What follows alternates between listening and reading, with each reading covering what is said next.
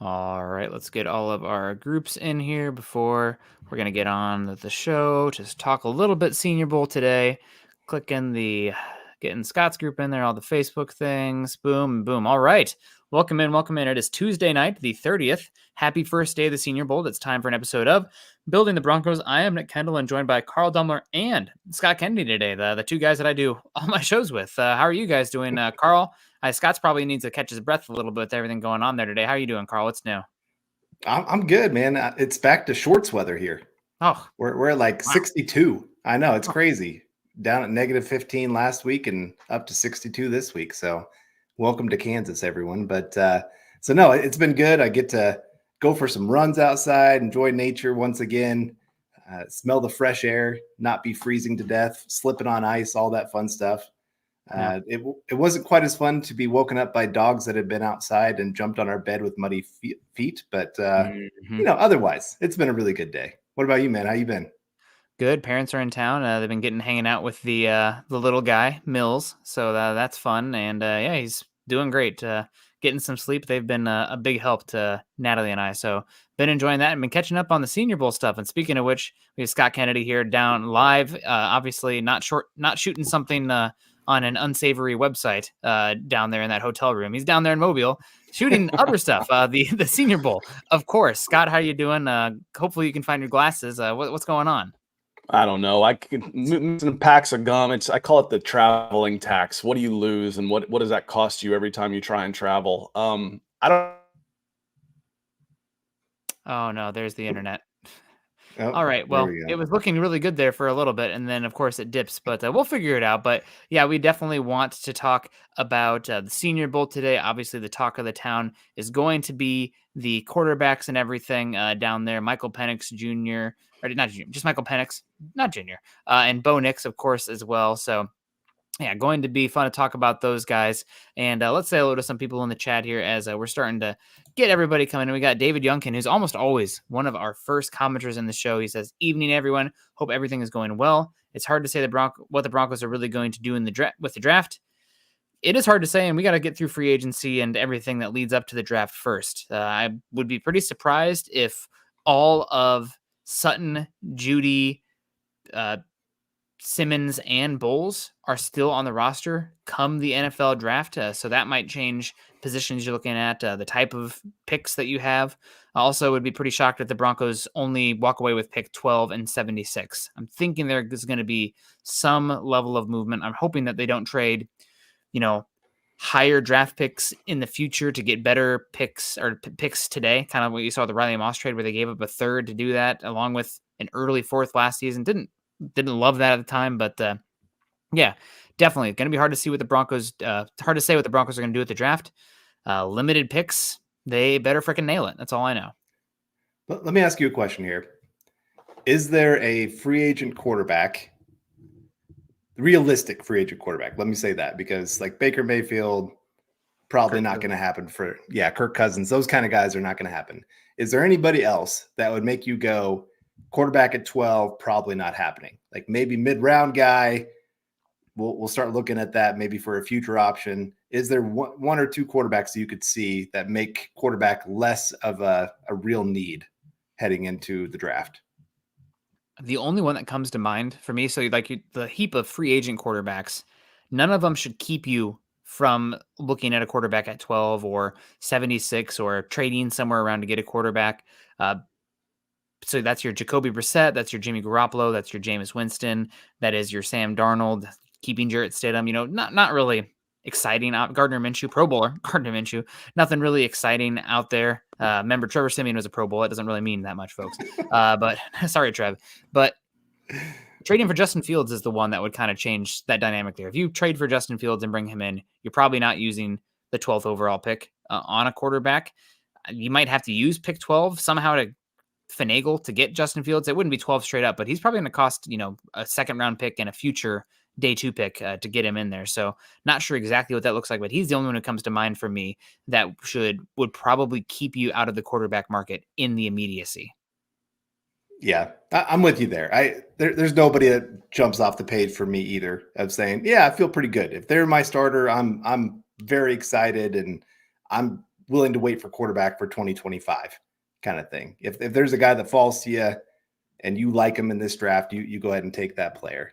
But I'm with you. I'd really not like to see them trade up. I know, like you guys were talking about it this morning a little bit on your show with Scott, of there's some rumors out there the Broncos are going to be really aggressive and trade up and try to go get their quarterback, whoever that may be. If they go get like Drake May, obviously I'm going to be very happy about the player, but depending on that cost, because I think you put on Twitter earlier today, the Broncos are not close to having all the pieces that you need to really compete in the NFL right now. Like a quarterback can get you to the playoffs, but you need a full roster to really make a team go. You look at the 49ers right now, they have a couple holes, don't get me wrong, but they have a very good roster around their quarterback. Patrick Mahomes, yes, he doesn't have great wide receivers, but he's got a good offensive line. He's got a running back. He's got a tight end, and he's got a great defense that can help him out. Like he doesn't have to go win the game by himself. I'm sorry. That offense wasn't great this last week for the Chiefs. They only scored 17 points, didn't score in the second half, and they still win that game. I'm not going to say that is a Patrick Mahomes, elite moment of his career kind of thing. I'm going to say that is a great game by the defense, and partly Baltimore just deciding, hey, let's not do what's won all these games for us all year. Couldn't figure out the blitz. Couldn't figure out how to beat the blitz. Spagnuolo, man, great defensive coordinator. Unfortunately, yeah, it'll be interesting with the quarterback stuff. I mean, I think Drake May would be the one the Broncos would be interested in. But are you wanting to trade your first and third this year, a first next year, and Patrick Surtain to get up to 2 overall? Because that's probably about what it's going to cost. I don't know, man. That's so many eggs in one basket that if that fails, you are talking about 6-7 years probably in the hole, unless you get lucky. Things can turn around quickly in the NFL. But just like talking about the Broncos being so many pieces away, well, you hit on a quarterback and things start to fall into place pretty well. But you got to hit on that pick, especially when you only have one pick in the top 75 right now. So good to see you, David. Always appreciate you coming in. We got Mike S in the house saying, what's up, Carl? Nick, Scott, Dylan, and Broncos Country. Dylan also saying, what's up, Broncos Country? Make sure you guys hit that like button on the way in, share, and subscribe if you haven't already. Papa Bear, David McElrath saying, good evening, Broncos Country. Nick, Carl, Dylan, and Deacon Scott. Buckham 3 times, MHH for life, Denver Broncos for life. Nick, you have a beautiful family. Congrats. Thanks, man. Yeah, we made the hard launch yesterday, officially announcing on social media that our boy is here. Mills Monson, named after Enos Mills, who is the founder of Estes Park and Rocky Mountain National Park out there in Colorado. So shout out to you. One of our favorite lakes and hikes in the world is Mills Lake out there in Rocky Mountain National Park. So I don't know. People like Mills. Haven't heard that one. It's cool. Thank you. That's that is. Got some significance. It's better than Enos. When he's being bad, we call him Enos. Quit being an Enos. But we got MBLE text prep coming in here. Good to see you. I'm here to party. So are we. Kevin Sweet. Gray, evening, Nick, Carl, and Scott. Big time mile high salute. Good to see you. He says, show should be good, ready to kick back and listen. Definitely pour a cold one, have some fun. String guy comes in, say hi. Also, Scott, what's up with Nix? And any other guys had a chance to scout. Scott's in the background right now without a video. I guess I haven't checked the chat going on here, but hopefully we'll get that going here. We got Daniel Barry Sports coming in here saying, yo, good to see you. Always a fun to see you in here. We got Mike S. Good point. David, not really sure what's happening. Good to see you, Mike. As I click away, things, of course, jump on the screen for me. Of course, Zach Powers. Good comment here from Zach Powers. And I think we're going to have to circle back to it because we can't. No, actually, we'll wait for Scott to get to the quarterback stuff ready. So quarterbacks on the docket, guys. We're going to get to it. But Zach Powers first says, a bunch of exciting guys in the Senior Bowl this year. The offensive line looks really deep. Some interesting defensive line and an impressive wide receiver group. Yeah, the thing that I took away from the Senior Bowl today is that this is going to be a pretty outstanding offensive line draft class overall. You don't have the top 2 guys. Actually, I mean, 4 of the top 8 offensive tackles are not out there right now. You got 5 of the top 9. You don't have Olu-Fashanu out there. You don't have Joe Alt. You don't have, I should say the schools. I've got to get better at that. Olu-Fashanu at Penn State. You don't have Joe Alt, Notre Dame. You don't have Troy Fashanu from Washington. You don't have J.C. Latham from Alabama. You don't have Amarius Mims from Georgia. The offensive tackles still stood out today, Carl, especially guys like Tyler Guyton, Kingsley Sumiatru from BYU, and Talise Fuaga from Oregon State. All guys that have been pretty consistently mocked in the first round. And I got to say, I'm starting to take a little bit of a shine to Tyler Guyton. I know that Eric was, it's not, he said the technique is not as good, but 6'7", 34-inch arm length, 330 pounds, and the dude floats. It is, they don't build many people. There's not many people on earth with that athleticism and size profile. So I don't know if the Broncos will take a tackle at 12, but Tyler Guyton potentially on the short list if the top 10 guys are off the board. Right. And I always say, look for the things that you can't coach. You can't always coach a whole lot of athleticism. I mean, you can work with them. They can get bigger and stronger in the weight room and things like that. But there's always going to be those guys who are just born athletes. Mm-hmm. Hey, look at that. Same cup. What? That's pretty sweet. We did not plan that. That's pretty cool. You can't teach size. Some guys are just built different. Like, I'm sorry. I wish I was as tall as you. I really do. I'm always, I wish I was 6'1", like 6 foot. I'd take 6 foot, even 5'11". I mean, I'm not short by any means, but I wish I had a couple more inches. I was 5'9" in 6th grade, and I'm still 5'9" today. I went from tallest kid in my class to one of the shortest guys in my class pretty darn quick because everybody else hit their growth spurt. And I thought, oh, if I'm this tall now, wait till I'm 6'5" in high school and playing basketball. And obviously that didn't happen. And so, like I said, you can look at a guy like Guyton and you see he's got all these tools that you can work with and say, let's just mold this guy into the next great tackle. And right now, just seeing how the Broncos worked with the offensive line this year to really take a lot of those guys to their next level, I feel pretty comfortable that this coaching staff could get the most out of a guy like Guyton. And it might not even be where he has to start this year. We've talked about that some on the show before. You could keep Bulls, and you got McGlinchey on the other side that you're going to have to keep no matter what because of contract.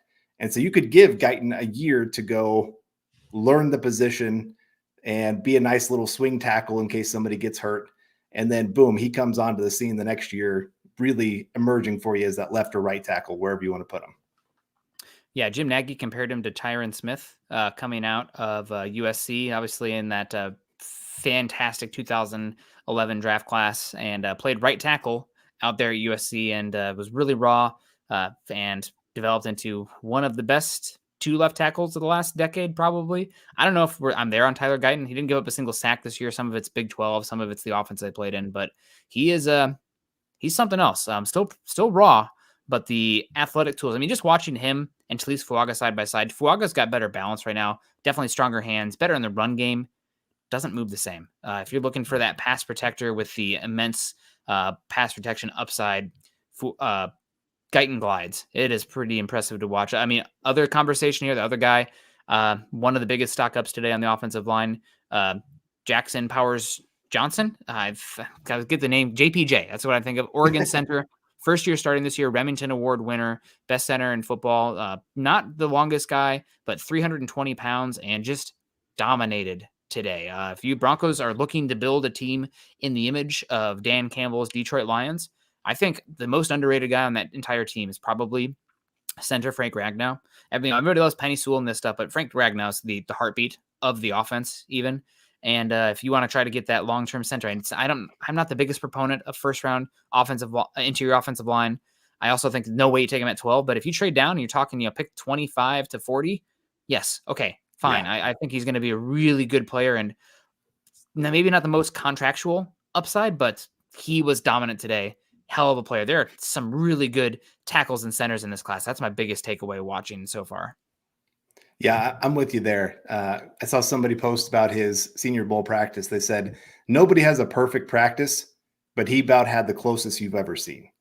Yeah. And, I saw the one-on-one drills and his ability to actually, put his foot down, hold his position, or at least get a guy moving to the side if he does lose a little bit of spot. It was really nice to see, and being able to lock in that offensive line with a younger player. He would be a day one starter, impact player for you. That would be huge for the Broncos. Like I said, if they trade back, 12, little rich for my blood at that point. Yes, he's still going to be a day one starter, and I think he's going to be a long-term solution for you. But yeah, if you trade back, that's a great one to go after. Yeah, he's pretty darn good. You also have the West Virginia center, not going with the injury, suffered an injury, but he's been going through walkthroughs and whatnot, and he sounds like an absolute dude. Both these guys, you know what their other sport was besides football, Carl? Wrestling? Both of them just phenomenal wrestlers in high school too. So, folks out there, if you want your kids to be good football players, uh, any sort of an MMA, martial arts kind of stuff where you're working that hand fighting, the technique, wrestling also. Leverage, leverage, leverage. Gary Palmer leveraging us here, whatever that means, says, "What's up, guys? I watched the video on Nixon. I was impressed." Yeah, we're going to get into the quarterbacks here in a bit. Gary, thank you so much for the $9.99. We really appreciate you. Phil McLaughlin coming in saying, "Good evening, Nick and Carl," and absent Deacon Scott. Yeah, Scott's dealing with that classic mobile Wi-Fi. Maybe we need to, chip in to get him a place with maybe coming in from a Starbucks or something down there. Or maybe Nagy can hook him up. But he says, "Good evening. What do you guys think about Neil Johnson, the Raging Cajun? Buckham MHH for life and go Broncos." I got to be honest with you, Phil. Thank you for the question and the super chat. Neil Johnson is not somebody who's on my radar as I'm just sitting here without a list in front of me trying to do this live. So he's a tight end, Okay. about 6'4", 250. Honestly, I haven't watched a whole lot of him by any means, so I'm with you. I haven't got to a lot of the tight ends. I got the top couple guys, but not anybody beyond that. So definitely a name I'll put on my list, and we'll get back to you on that one, Phil. For Senior Bowl tight ends, a guy that I was excited to watch coming in, I think when I haven't spent too much on the tight ends yet, but Theo Johnson from Penn State, he impressed me. He's just body beautiful, 6'6", 260, and they use him in every single spot at Penn State. He moves well. I think he can develop into a really good wide tight end. If he tests as well as he looks out there, I wouldn't be surprised if he rockets up the boards in a very thin tight end class. I mean, just total opposite of last year where you had guy after guy. This year, after Brock Bowers, I don't know. But Theo Johnson, definitely one I think can end up being a starter out there. Also was impressed with Jared Wiley today, tight end from TCU. I thought he had some good reps, but it's just day one, and it's also just practice. We're taking a lot from it, but what can you do? We got Michael Ronquillo also saying, "Good evening, Nick and Carl. I'm building the Broncos. Go Broncos. Go Michael. Hope you're doing well. Always appreciate you coming in. Always love the support. Morning, evening, Falcons, Broncos. It's Michael's here for us to support us. We appreciate that. The Draft Time Broncos country coming in here with the picture of Roger Goodell with the NFL crest in the background, says Marshall University running back Ali popped off to me. I have such a hard time with running backs at these events because it's just not really good game situation. I think running back is honestly probably one of the hardest / you get the least information from the position in the Senior Bowl. It's much more of a game evaluation because you can't really judge the vision so much, the broken tackle ability. You kind of figure out some of the stuff in the pass game. But I know Ali had a good show out today, but I don't tend to take too much from your stack linebackers and your running backs in the Senior Bowl practice setting, unfortunately. Yeah, I'm with you there. It's those one-on-ones are set up for an offensive player to be successful. I take a lot more from if an offensive player isn't successful in those drills, kind of going, okay, what's going on? Why weren't they successful? Like wide receiver Levet was one today. I think he went 0 for 4 on one-on-one drills where and a couple of them were overthrows by the quarterback, but he wasn't getting any kind of separation. And so for me, it kind of goes, that kind of stinks he was a guy I was kind of excited to watch this week. Mm-hmm. To see how he'd handle this kind of setup. And so for day one, not a good place for him. But you're right, for running backs, it is. It's really hard to really truly evaluate what they bring to the table in these kind of drills because they're not usually supposed to tackle completely to the ground during practices. A lot of them, they're not going 100%. They're just more trying to go through, okay, this is how we're trying to set this up. And just trying to see if players can handle running through actual plays and getting down what they're supposed to be doing from a play-to-play basis. Yeah. So we'll see in the practice, of course, or in the game setting. We can really get a better idea of the running backs and the linebackers and the run fits and safeties as well. But really the one-on-ones you're going to be able to glean a lot from. How does the quarterback look throwing the ball into tight spaces and anticipatory throws, wide receivers versus defensive backs, and the trench warfare going on down here. But you know what always makes me thinking about trench warfare, Carl, Pizza. Those guys love themselves some pizza, and so do we here at Building the Broncos. That's right. So we want to make sure that you guys make Little Caesars, the official pizza sponsor of the NFL, part of your game day. Guys, again, I every Sunday getting the chance to watch these playoff games. I know they haven't been going our way lately as Bronco fans, but at least something that can brighten your day is getting yourself a pizza, eating some good food. So make sure you guys are ordering online during our Pizza pregame, 1 hour before and 3 hours after NFL kickoffs, plus all day Sunday, and get ready for some football and fun. Yeah, of course, it's always a winning combination. I love the crazy bread, get some marinara sauce in it. I like, a little garlic dipping sauce as well if you can. And now they have stuffed crazy bread to go with, their fantastic pepperoni pizza. You can get 2 or 3 of those. I mean, one per guy. I don't know if you've ever seen the picture of like an adult male sleepover, but they're, their sleeping bags with a whole pizza in front of them watching the football games. Definitely it could be sponsored by Little Caesar with that. And it's always a winning combination. And speaking of winning, everyone scores with a convenient delivery in our in-store pizza portal pickup. So grab some friends and enjoy a few slices during the upcoming Super Bowl in just a few weeks. And heck, do it. Grab a few slices and pizzas for the Senior Bowl practices as well. Why not? We're all having fun. We're watching football right now. We have Nicholas coming in and say, hey guys, have a good show. Got to go to work. But we'll see you on the other end. Hopefully you're doing well. We have Michael Montoya coming in and said, if we move up, we should go with the right guy no matter who he is. Michael, if you could tell me who the right guy is, you should be running in the front office because, it's sometimes the Broncos, I don't know if you saw the interview a few days ago with somebody from the Giants front office, but the Broncos tried really hard in that 2018 draft to move up for Sam Darnold, and the Giants wouldn't pick up the phone, and rest is history. The Broncos got Bradley Chubb and didn't trade up for Sam Darnold. Obviously should have taken Allen or Lamar in hindsight, but it's hard to pick the right guy. You never know. And that's one reason that, I'm not as high on the Nix / Penix / McCarthy at 12 bandwagon as some folks. But I wasn't as super high on Josh Allen because I was weary of the process struggling, kind of volatile quarterback. And sometimes guys are just dudes. I don't know. Quarterback's hard. So if you can pick the right guy, Michael, God bless you. Please tell me so I can make some money. Right. Well, and I still think of, even the couple drafts before that when the Broncos took Paxton Lynch. There was 2 other teams that were fighting to go get Paxton Lynch, Cowboys and Chiefs.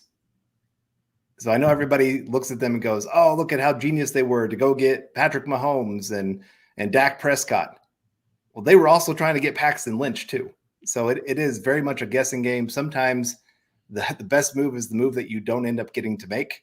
Maybe it was best the Broncos didn't get a trade up and take a Sam Darnold. Maybe, I don't know, maybe he would have worked here. It's always hard to completely tell on some of that. I don't think that was completely the case. But sometimes the guy you think for sure is going to be that next guy gets to the NFL. And like you said, he just can't quite hack it from that transition from college to the NFL. It's a big jump. It's hard, man. Quarterback evaluation, if it was easy, there would not be busts, and they're busted that every year. But you got to play the game, too, at the same time. Eventually, you have to take the swing. At 12, though, it's pretty hard for where the Broncos are at. So we'll see. We got Patrick coming in. Aloha to you, Patrick. He says, aloha, boys, out there in Honolulu. Appreciate you with all the Lion Coffee support. Richie Rich coming in saying, great to see you both. Good to see you, Richie Rich. With a deeper offensive line class, is it time to stock up, or do you focus on the defensive line, defensive tackle, and aim and grab a good to great offensive line a bit later? I think it's a really good offensive tackle class, but I expect it to go dry at about pick 50 to 60. I think a fourth, a fifth of the first 40 picks are going to be guys that they're going to try at offensive tackle first. But I'm thinking those guys are going to be snatched up just because the defensive line class and the edge rushers are not great this year, just the defensive class in general. So I think that while it is deeper, I don't expect you to have great options at offensive tackle if you don't use one at 12 or in that range before pick 76. So if you're looking at interior offensive line, you can always find interior offensive line late. Granted, again, find the right ones. It's harder, easier said than done. But tackle, I think tackle is going to dry up by the end of the second round. And I would say tackle is one of those positions. Most of the time, NFL teams get it pretty right at that position. Like they know these are the guys that are the top tier guys because there's just certain body types, athleticism that you need at that position to survive in today's NFL. And there's only a handful of people that can fit that criteria from one draft to the next. Now, this happens to be one of those, like you said, it's a little bit deeper. But that just means teams are going to go, we got to get our guy this year. Yep. First round tackles are still first round tackles. You might see guys push down, 10 slots in a deeper class, but it's such a needed position. And a lot of these guys are versatile too. If they don't work at tackle, they'll work at guard. So I know it's deeper, but I think it's deeper in a sense that you're going to see a lot more picks early versus, we're getting a top 40 graded guy at pick 76. I don't see that happening. So I'm honestly, again, I think as soon as I have a kid, I become this tackle boomer, Carl. I don't know what's going on, but I would love to trade back from 12 and get a few more top 100 picks and just toss a bunch of resources on the offensive and defensive line, developmental positions, ones that you're probably not going to get the benefits for until, 2026. But it's probably, I'll be honest with you guys. I do not think this is a very good Broncos roster. I think they played a little bit over their talent level this last year, thanks to coaching and some fortunate turnover luck and injury luck. And I expect some regression in the win-loss next season. So I think that, know who you are, build a team that's hopefully going to be a little bit better by 2025, 2026. And that means fortifying the trenches with guys who are going to take some lumps their rookie season, first, 18 games or so, but then hopefully develop into quality starters. You think back like Garrett Bowles, right? Top 20 pick, first 3 years in the NFL. Like, oh my God, this guy sucks. He's a bust. He's developed into a pretty good left tackle, at least league average left tackle. He's expensive now. He's old, and he might want to maybe turn the room over a little bit. Maybe he's not exactly what you want there. But offensive line, if you're drafting one early this season, you're not really drafting them to be, this huge difference maker year one. It's more, second half of that rookie contract. So that lines up with where I think this team is at, and it lines up with where the Broncos are in my perspective. The only thing that's hard is that if Bowles is here, you don't really have an obvious path to the field. But you know what? I don't care. I think it's valuable enough, and with where I want them to go, I'd still be looking. Right. Well, and if you can't go get your quarterback in this draft, you want to go find their long-term protector. I mean, that would be, or pass catcher. Yeah, I shouldn't discount that by any means. Try to set it up so when you do take that chance on your quarterback, you've got something here for them. That it's not, since we've been talking about him, Sam Darnold going to the Jets, and you're like, hey, welcome to the team. You're going to be the starting quarterback behind one of the worst offensive lines in football with no weapons. Yay, good luck out there. Go be successful. Mac Jones, he looked good his rookie year. In the last 2 years, oh my God, he's destroyed. He's ruined. Yeah. And there's nothing around him to really work with a whole lot there. So I think that there's got to be that balance. Like, yes, you need to go find your quarterback, because if you don't have it, you don't have a whole lot on your team. It's going to be hard to be successful season in, season out without that quarterback in place.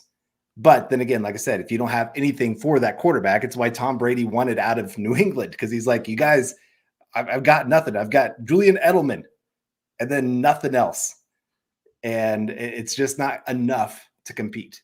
And that's you could argue the top quarterback in all of football history, pretty much pointing towards that. And then he goes to Tampa Bay and boom, has all these weapons, goes and wins another Super Bowl. Yeah.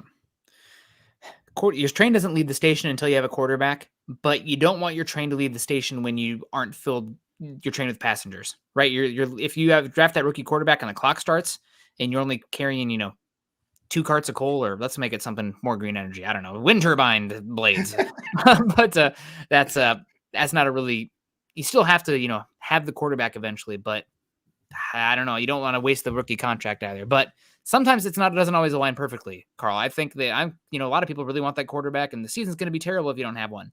Probably going to be terrible no matter who you have at center, because I think the roster is poor enough, unless you can get up to get Caleb Williams or trade for Dak Prescott or something. But I don't know. SP, the Ned Master, coming in here saying, Nick, your favorite fisherman's here. Well, I see him in this camera right now. It's meat. No, I'm just kidding. Thank you. Ned Master says, let's go Bronco Love. What are we doing so far? We're talking about the Senior Bowl, and we need to get into the quarterbacks here pretty soon. Good to see you, Ned Master. We got Sonny Staley coming in here. Sonny Staley saying, are there rumors about the Broncos trying to move up to the number 1 pick in the draft true? I think the Broncos are exploring avenues to move up for a quarterback, and I expect them to be left on red from all the top guys. Let's say, I think the one thing that could change it is if, let's say, the Commanders take Jaden Daniels at 2. I think there's a possibility the Broncos then get really aggressive to move up to 3 for a Drake May. Would the Patriots do that? They'd probably just sit there and take Drake May. But I think there's a possibility if that happens. The other unfortunate thing is that, I mean, I've heard Mel Kiper talk about it a lot. He says that this year's draft class, there's the nifty offensive 9, which is, your top 3 quarterbacks, your top 4 pass catchers, and your top 2 offensive tackles. Broncos are outside of that range. So I think a team at 1 or 2 wanting to trade back, probably going to say, Denver, you're too far back. We were not going to be able to get one of those offensive tackles, wide receivers that we'd still want in trading back. So I don't know. We'll see. Terry and Arnold, Dallas Turner, maybe one of these other tackles moves up. Things can change. But at Broncos, I'm sure they'll be interested in moving up, but I just don't see them having the capital to pull it off. I'm unfortunately there with you. I know I've seen a few people talking about, PS2. Would the Broncos trade him? Well, it might be that has to be the piece you use. It's the one valuable piece you actually have on the roster right now to be able to make this kind of move, because you don't have the draft picks. Mm-hmm. So you're going to have to get creative with this, and he might have to be that one guy. Now, if it means you go get your quarterback, it's worth it. I know PS2, great player, and I want him to be here in Denver for his career. But if it's the difference between getting your quarterback and not getting your quarterback, I'm making that move. And talking about a move here, Phil coming in with some stars saying, one more I like, Ladd McConkey. I love that name, from Georgia, and he's a great player. So he's one of those players, he's grown on me through this process. When I first watched him, I was like, I don't like this guy. And usually I like route runners. You know me. That's like my thing. I love those guys that actually are pretty technical and getting in and out of breaks and getting separation. But when I first watched him, like I said, I was like, he'd be okay. I'm not sure that he's going to be a great wide receiver in the NFL. But the more I've watched him, the more I'm like, okay, yeah, he's a lot more nuanced than I thought he was. And I think he's got a little bit more speed than I thought he did. He's got better hands than I thought he did. He's not just a good route runner. I think he's a very smart player. He knows how to sit in zones when you need him to. He can go make the tough catch for you. I think he's got enough speed. I don't think he's going to be the fastest guy by any means. He's not going to blow by people. But as a number 2 kind of wide receiver for you, kind of an all-around guy that can go do some things for you, I think he's a decent player in this draft. I don't have him as high as a lot of other people. What do you have in it? I would feel comfortable taking him in the 3rd round. I've seen some people have him as a top 50 player. Okay. I think probably talking about top 50 myself, definitely day 2. Want to see how he tests in the end. I appreciate how violent he is in and out of his breaks. That's something that, he can really throttle down, and he's using, the head fake, the arms. I mean, he's really nuanced in that and violent in his ability to create that separation. Inside outside versatility too. So if you're looking for a team, 11 personnel, he's going to find a way on the field. So I really do like Ladd McConkey. He's a heck of a player. I know you see him, not the biggest guy, like, oh, this, walk on at Georgia. No, kid can ball. And I'm expecting him to continue to have a good time out there in Mobile. Some other wide receivers who stood out today from, my viewing mostly today, I'll be honest, watched offensive and defensive line because the heart wants what it wants. But Ricky Pearsall from wide receiver from Florida, I know was definitely turning some heads out there. Had some real big standouts today, and also Roman Wilson, kind of another guy, kind of like McConkey, maybe more slot, but can do some Z stuff from Michigan out there. Michigan, not a high volume passing offense. He definitely was, again, not an X guy, not the big body type, not an incredible athlete, but can get open. And Roman Wilson also had a good day today. So at some point we'll have Scott's thoughts on a lot of these guys as well. I know he's doing more trench stuff, I think today he said, but those are the 3 that from who I've spoken with, stood out today at wide receiver. Jamari Thrash is another one that I've heard had a couple nice plays today. I wouldn't say he was consistent, but had a couple nice plays down the field. Yeah. He's so small. That's the thing. I think Broncos need to get a little bit bigger there. I mean, I feel like, Jerry Jeudy, outside of Cortland Sutton, who are your big guys? I mean, Mims is the only guy for sure here, and he's kind of your already diminutive, small, trying to figure out gadget uses for him and also down the field stuff. But I don't know. We'll see. Definitely, Broncos could use wide receiver. I do think that wide receivers are more day one ready and more likely to be found every year. Now, that doesn't make them valuable, but it's not like offensive tackle this year where if you don't take one, you might be sitting there with, last guy, last call next year at the bar. And, oh, God, we need a tackle. We have to move on from Glenchie. Let's reach on this guy. You don't want to be in that situation. So Right. I would say wide receiver is way less likely to be that than offensive tackle, given what we've seen the last decade. But we'll see. Year to year, who knows? Mark from Georgia coming in. Been a bit, Mark. Good to see you. Talking about McConkey earlier. Says, what's up, guys? Good to see you, Mark. We got Pearl Heater in the house, too. Hope you're doing well. Always appreciate, Pearl, that we've really liked that loom woven blanket you sent for the little guy. So appreciate you so much. Hope you're doing well. And really shout out to you. That's a really, really nice of you to do that. I see this one coming in. Hulk Hogan. Drake Mania. We'll be running wild in the Mile High City, Jack. I don't know how that was. You guys can let me know or cancel me. I don't know if it was too bad, but pretty good. Appreciate the Hulk Hogan coming in here and the positivity on all of that. Do you have any other standouts today from the Senior Bowl? Obviously, I talked a lot about Talise Fuaga. Had a heck of a day today. Excited to see him. I thought he had some pretty good reps against future first round pick Leatu Latu, who had mostly a good day today besides his reps against Fuaga. And Fuaga also beat him up pretty good in the UCLA Oregon State game earlier this year. So much so that UCLA flipped Latu from rushing the right tackle to the left tackle in that game. So if you get a chance to watch Oregon State UCLA, check out that matchup to see it in actual game reps. Anybody else though? I mean, the tackles were good. Center was good. So it's a good offensive line class. Yeah. I'll talk about a couple defensive linemen. It sounded like the guys who played for Texas teams, I should say. Jackson McKinley had a couple nice reps that I saw. Devondre Sweat, he's not going to be a great pass rusher for you by any means, but he definitely was pushing people back. I saw a couple reps with him where he would definitely move the line of scrimmage.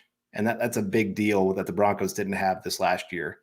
And then I was trying to remember, there's one other that really stuck out. He also played a lot of snaps. Baylor. Oh, Hall. I think his name is. Yeah, Hall. Yeah. He was another one that had some really nice reps today as well. So, I think that's one group I was really hoping would have a couple more guys emerge, because it has been so meh when I'm watching a lot of these defensive linemen so far. You've got a couple of them that you're like, okay, your Murphy, that's going to probably be your top guy that's taken at that position.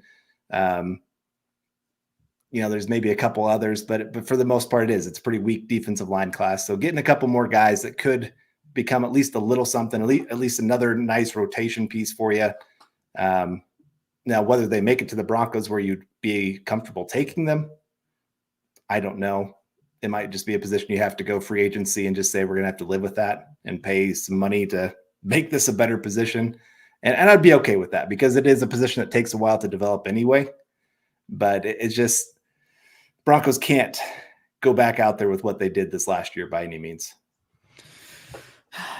Might be a lean year. We'll see. Lack of draft picks. I mean, you're kind of talking about, we were just talking about the offensive tackles. You draft those guys and it's 2 years down the line where they really start to make their impact. Well, what happened to the Broncos draft picks, 2 years ago last year, right? We didn't have many early picks, and you're going to really probably start to feel that on the roster this season, on top of the lack of picks and capital this season. So I don't know. It's they're going to have to hit well above average on a lot of those undrafted free agent, veteran minimum guys. And that's a hard way to live in the NFL, but we'll see. We got the original Dizzy D coming in here with a $5 super. The original Dizzy D. Good to see you. ODD. Says perfect scenario, trade back in the 20s and get Oregon quarterback Bo Nix and get a second round pick we don't have, as well as an extra 5th round pick. Draft capital is crucial for Sean Payton. Playoffs bound 2024 and 2025. I would not be against any of this. Honestly, I don't love the idea of Nix at 12. I definitely don't love the idea of trading up for Nix as well. But if he's your guy, so be it. Who am I to, tell Sean Payton that he'd be wrong on that one? I just have questions about, some of the arm talent and some of the throws, a lot of empty calories throws on there for the stats out there at Oregon. But he seems like a smart quarterback, and he does have some ability to work the middle of the field, and he's good body build as well. I appreciate, the 6'2", 225 thick guys, because you're going to have to be able to, be tough in the pocket, not crumple. So I'd be okay with this. I wouldn't be super stoked about the future of Nix. Like when I look at Nix, when I'm looking at a first round quarterback, I'm like, okay, if I close my eyes, can I ever picture this guy being a perennial, no doubt, top 8 quarterback in the NFL? I don't really see it with Nix. I think he could end up being, one of the best 16 quarterbacks in the NFL, but does that make, I don't see a franchise guy, but he can get you over some of the cap hump here. And I've been wrong on quarterbacks before. Don't look back. God bless. So we'll see. God, don't. But we'll definitely see. I thought Nix was solid today, but didn't look like a no doubt first rounder to me either. I think, and of course, I mean, teammates are always going to talk highly of each other. But seeing Jackson Powers Johnson get interviewed with him, like he and Nix were I think they were interviewed together, and they were asking Nix about his playing kind of in a simplified system. And he kind of, gave a nice little answer. And then his teammate came over and was like, I don't think you understand who this kid is. Like, he is an offensive coordinator. He's teaching the offensive linemen how to play offensive line. He's teaching the wide receivers how to play wide receiver, tight ends, running backs. He said he's telling them all how to do their job because he knows the offense so well. And now actually, he hasn't been in this system that long. He's had 5 offensive coordinators in the last 5 years. So it's been a little bit different. Obviously, the Oregon system's kind of been the same for the last couple of years, but that was something that kind of stuck out to me when he was talking about that. And I was reading some of the other coaches were talking about how they see for Nix in the future a good chance to become a coach. And that's always a big thing when I hear that about a quarterback, because that means they know that they do well learning, and they can teach others how to do these kind of things. And when you're talking about a Sean Payton offense, you need high intelligence to be able to do what he wants you to do as a quarterback. Now, you're right. Arm talent, it's not the best. It's probably maybe 6th, 7th in this class, maybe even worse than that, depending. Out of the top quarterbacks, it's definitely worse than Caleb Williams. It's definitely worse than – it's different. Okay, it's hard to say it's worse. It's less velocity than Michael Penix, but I think he's got a little bit more ability to throw off different bases and different arm slots than Penix. Right. Like Penix is like a pitcher, right? Like he's on the mound, he's pitching it, great. You force him off that spot, it gets a little bit funky for him. Definitely worse, though, than Drake May. Definitely worse than – I say it's definitely worse than J.J. McCarthy, too. Maybe it's better than Jaden Daniels, but like Jaden Daniels is so electric as a runner. And I also think he's much better in this year, at least, showing anticipatory throws, throwing guys open. So not an amazing arm, but you're right. Just your point about Bo Nix.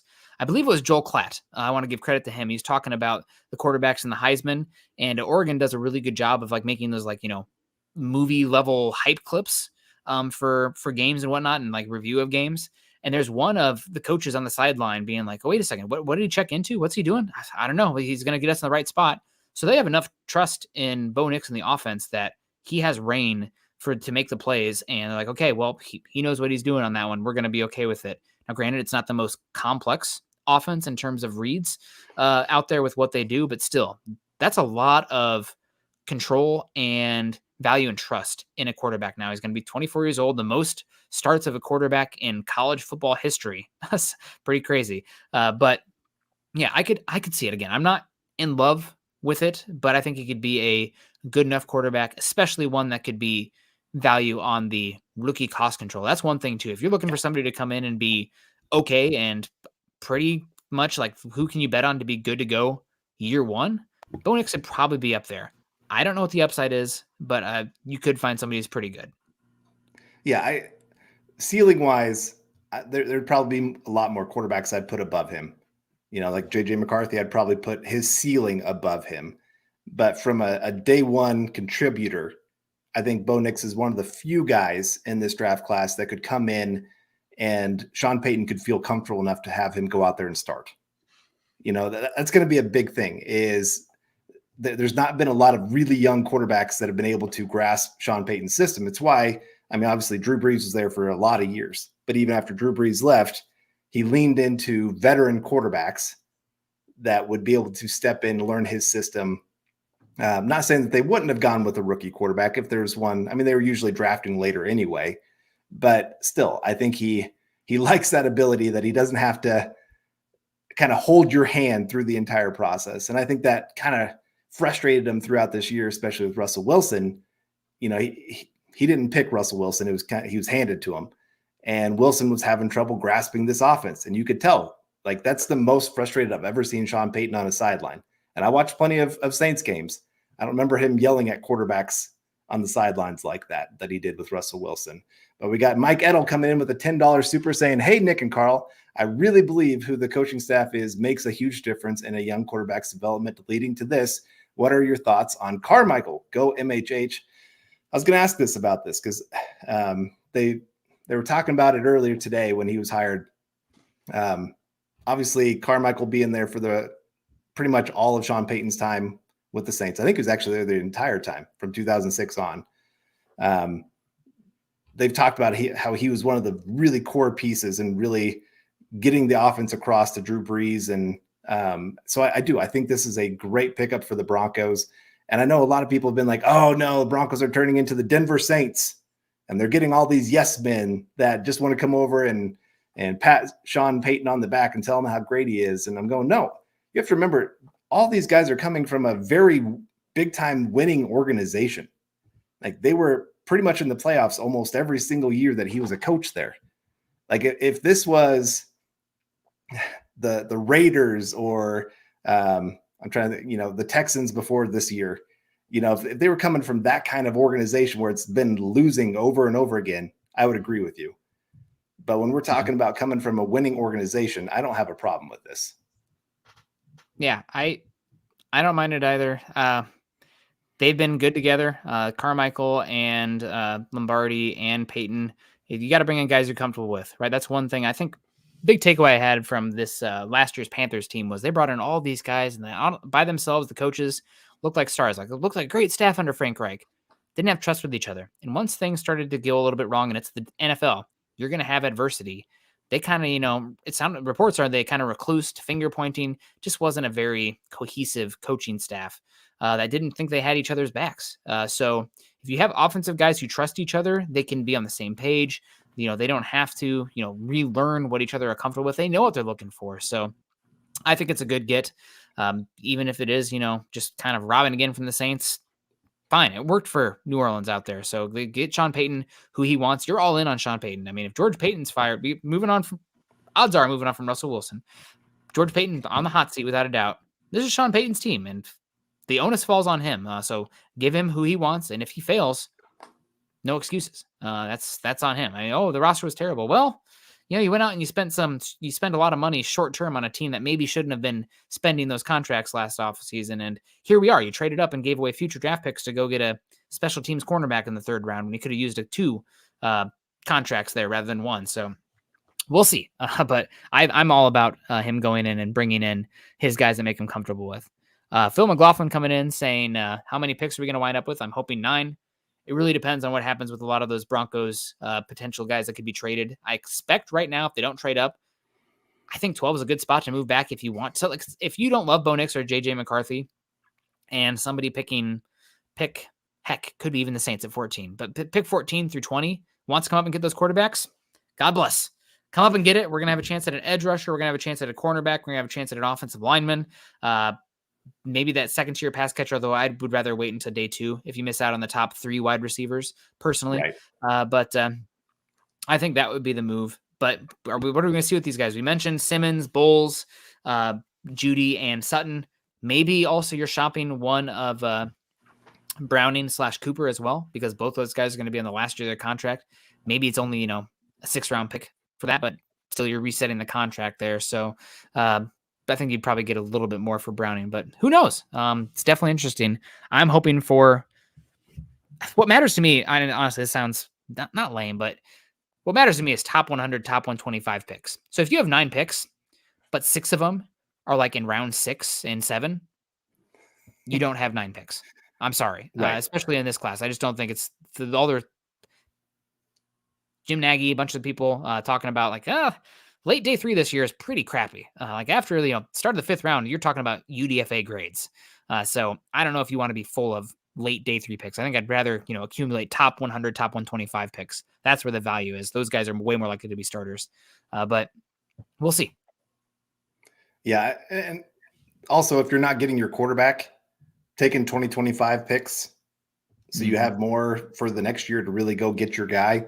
I'm okay with that too. Yeah. I know it's delayed gratification, and that's hard for a lot of people. We want results now, but sometimes it's worth that wait. And we got, oh my goodness, we got James Moss coming in with $100. Whoo, turning it red. No thought, just showing some love. That is a lot of love. We really appreciate that. That is great to see. Yeah. I mean, God bless you, man. The diaper funds, they really do go through those, Carl. I can't even believe it. It's constantly doing laundry and changing diapers. It's a life, and no sleep. It's something. I got good sleep last night though, so God bless. I need to now remember water. That's the next one. Thank you so much, James. We appreciate you coming in. Dennis Chandler says, where do we want Kirk Cousins, Baker Mayfield, and Russell Wilson to end up so we have a better shot at a rookie quarterback? Oh man, let me pull up Tankathon here real quick, just because you teams that picking at the top this year likely picking at the top next year. I think you'd want one of them to go to Atlanta, although I think Atlanta will be better than this next season. You definitely want somebody to go to Minnesota. You'd love somebody to go to Vegas, and maybe the Steelers as well. I don't know which one which. I don't know, but those are the teams where probably looking for a quarterback early next season. Yeah, while still having an opening. Right. I think that those would probably be your ones. I'm trying to think if there's any others. Seattle could be interesting for a quarterback situation. Yeah. Moving forward. Yep. Dennis also said on the top of his super chats here, a lot of us thought George Paton would probably be out at the end of the season. What do you think has changed? I think that the timeline for front office is different than coaching staff and players. A lot of times you have front offices let go after the draft. So George Paton is still very much on job watch for him. I know that reports, I think Schefter or somebody reported that Paton is safe for now. So we'll see. But if it's going to happen, I would be looking, after the draft in April, where you have a clean cut. I mean, you already have the front office in here. They've been putting in the work all season, the scouts and whatnot. You've been working together. If it's happening, it'll probably happen after the draft. I mean, I haven't seen too many end of season GM firings that weren't, way before the end of the season.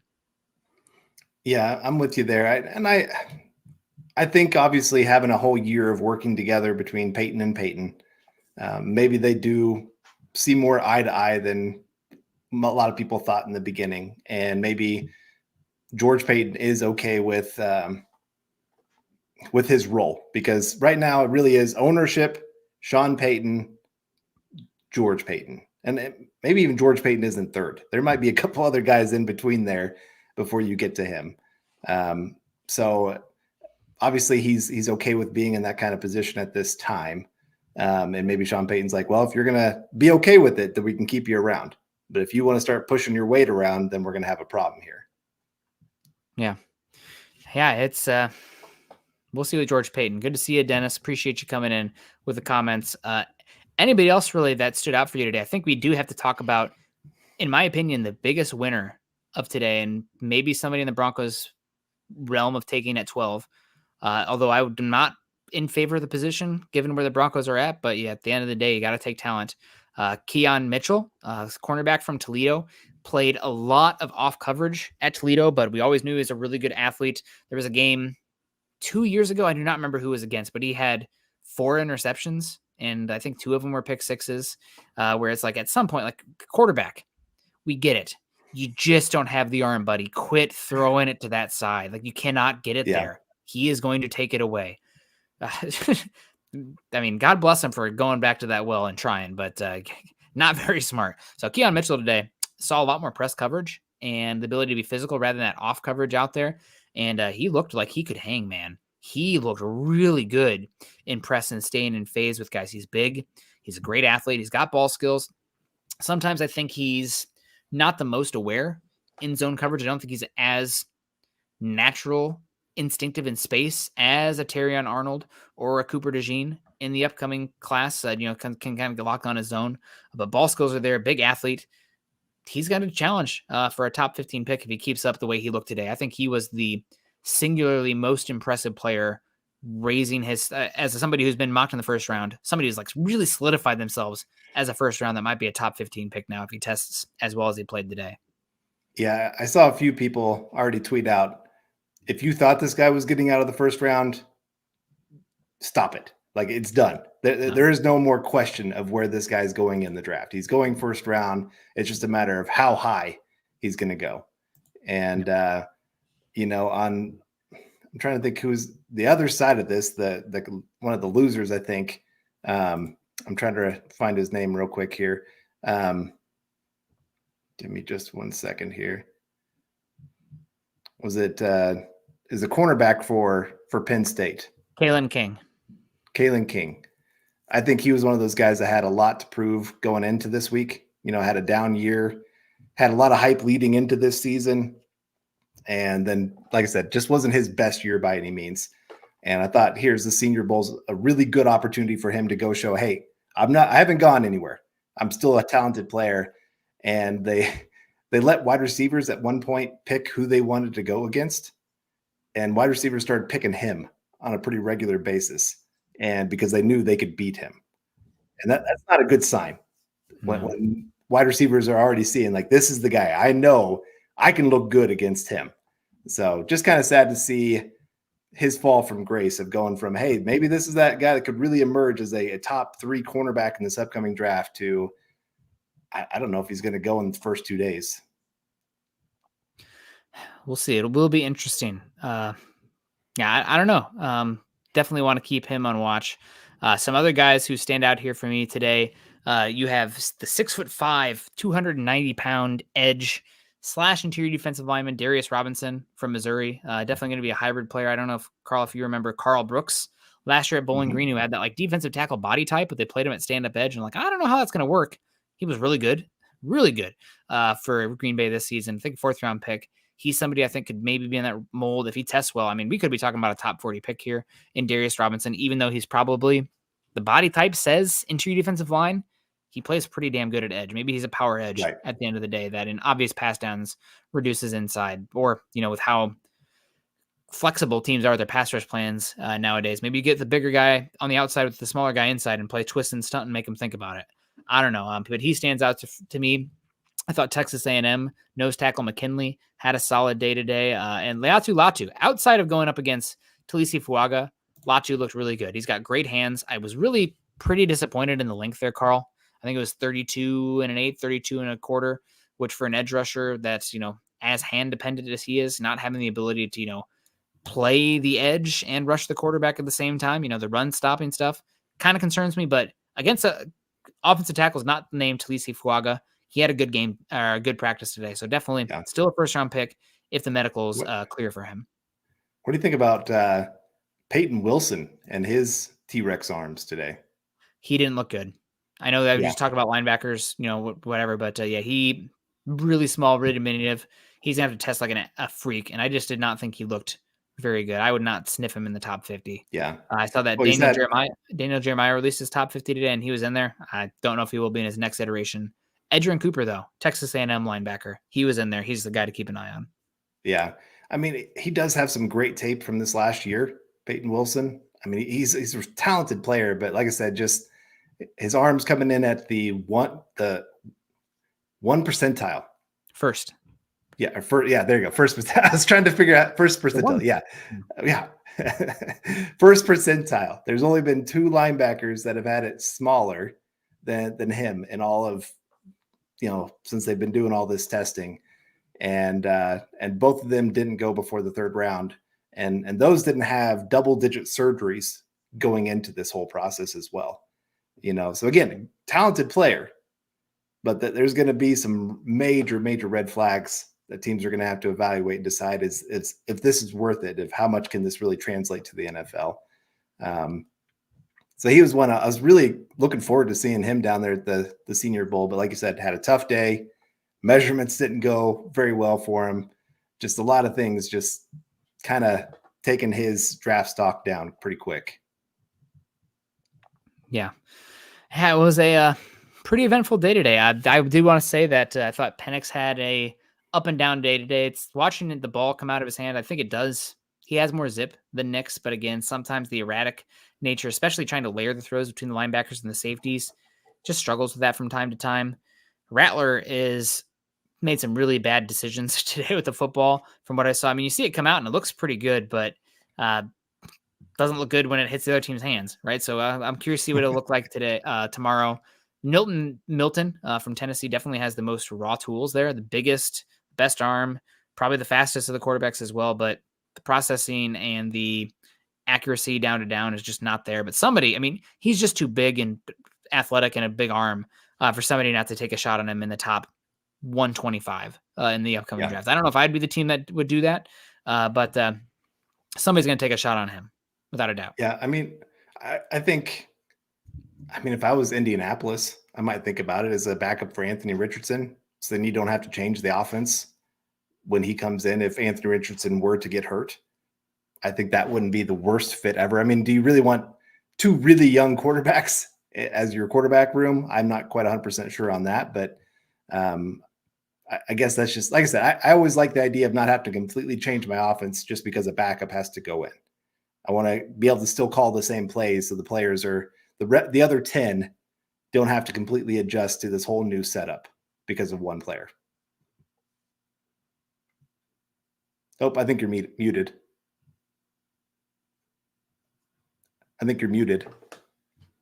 You're right. How did that happen? One more guy I wanted to get into before we got on out of here. That few reps I saw, I'm gonna have to do a little bit more digging. I came in not having watched him at all, but Marshawn Nealand, 6'3", 270 pounds, looked pretty darn good in the one-on-ones as an edge rusher from, I think it was Western Michigan Helmet. So that is one that I am interested in as well.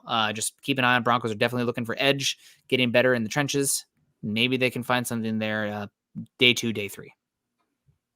All right, well, we got Michael coming in once again, as he always does for these shows, saying, great show tonight, Nick and Carl, on building the Broncos. Go Broncos. And then I saw we had Cody W as well, asking about Latu. We talked about him just a little bit ago. He had a pretty good day. He had a couple bad reps for sure, but he was going against some pretty talented players as well. So of the edge rushers, he looks well prepared, and he's got his arsenal of weapons. I think I said it last week. Of the edge rushers, he's that guy that is the most technically sound and ready to jump into the NFL to make that real big day one impact. I don't think he has the highest ceiling, but I think just, again, those tools that he has available because he's advanced in that way could really have him winning that like defensive rookie of the year. Mm-hmm. But then he's going to kind of stay pretty consistent. He might be a designated pass rusher early just because the athletic freakish get off and the wingspan translates more to run defense early on, right? Just the ability to jar a tackle and set an edge. But he's so good with his hands, and he's got pretty good bend as well. I definitely am biased towards the height, weight, speed freak athletes at edge. But somebody like and I'm not saying this is him, but somebody like a Joey Bosa. Joey Bosa did not test, incredibly athletic. Aiden Hutchinson, another one, didn't, but so good with their hands. Just having a repertoire and understanding leverage and how to set guys up, just playing a smart player. So if the Broncos get him at 12, they're going to be able to much better get after the pass rusher. Doesn't make you that much more athletic up front, but can definitely get after the passer better. So he passes medicals.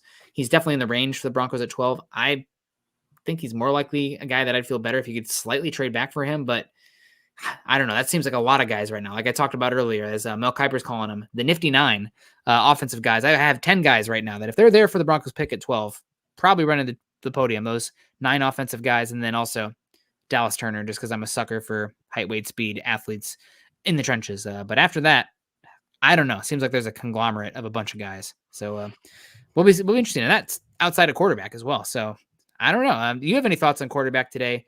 I thought Pratt had a lot of hype coming in. Seems like a smart guy, but I don't know. The hand size was concerning. The arm Yeah. is just not overwhelming by any means.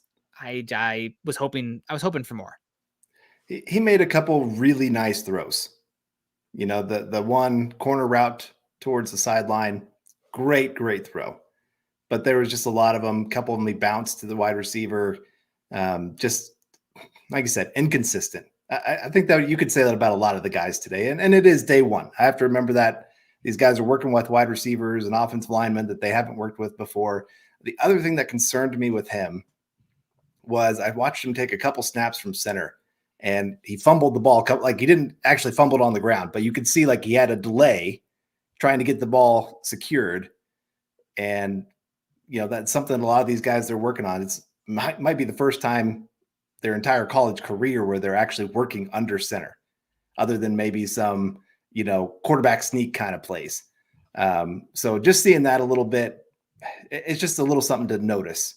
Doesn't mean it's going to be end all be all of, hey, now don't take this guy because he struggles under center. But that is part of the adjustment, and part of you see Sean Payton, he wants to be able to get under center. Like, he wants to be able to do a lot of things with the quarterback, of be able to throw a pass from both shotgun, under center, all that kind of stuff. So I wasn't I was hoping for more, because I know there's a lot of connections to Pratt with Sean Payton. And again, if you're not taking a guy in the first round, that could be a guy there in the third round. But today, yeah, not my favorite guy by any means. And Bo Nix and Penix as well. Again, nothing that made me go, yep, this has really separated them from the other group of quarterbacks. I've said before, Bo Nix is my number 4 right now. And I'm hoping that he has that kind of week where he really does separate himself to say, okay, yeah, he for sure has cemented himself in this position. Maybe I don't, because maybe if the Broncos really do like him, and then all of a sudden you got Atlanta taking him there ahead of him. Because I don't want to have to give up more. I don't want to have to give up more capital. I think he's okay at pick 12. I don't want to have to get up into the top 10 to get him, because he is one of those quarterbacks you have to surround with some players to make him work. Yeah. Yep. And I see a comment in here. Why is Nick so down on Bo Nix? I think Bo Nix is fine. I think if he was there at pick 24 and the Broncos were in that range, take a shot. Don't know about 12. It's the opportunity cost too.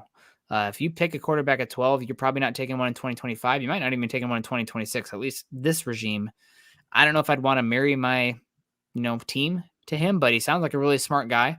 And we only have so many pieces of the puzzle when it comes to the quarterback evaluation. The intelligence and the intangibles can really skyrocket a guy up the board. And sounds like Bo Nix has that. Hearsay, but sounds like Bo Nix has that. So again, I just feel like the offensive scheme at Oregon, a lot of empty calories, not a lot of NFL throws, and doesn't have the overwhelming arm talent that I'm hoping for in a top 12 pick at quarterback. It's one of the reasons I was not so about Mac Jones. He was not athletic as well in the top there. So I'd rather have a little bit more tools to hang our hat on it. But Nix is a thick player and a pretty good athlete as well at the spot. So I don't love him, but I would get it. The only guys I love in this class, honestly, are Caleb Williams and Drake May. The other ones, I don't know. If you're picking at 2 or 3 and didn't have to trade up, okay, that's the different comp for Jaden Daniels or all those guys. But tough spot. We'll get into a lot more of the quarterback evaluation as time goes on, because right now it does seem like if the Broncos are taking a quarterback, probably Nix or McCarthy are the two that you need to get familiar with. Right. Probably. So anybody else you want to talk about before we get on out here? We're a little bit long, but I know that no projects. Drake May is it, brother. Drake May is a dude. I don't know if you can get up to Drake May, but any other thoughts? Big takeaway for me: Jackson Powers Johnson, Tyler Guyton, Keon Mitchell. Those are the 3 big winners today for me.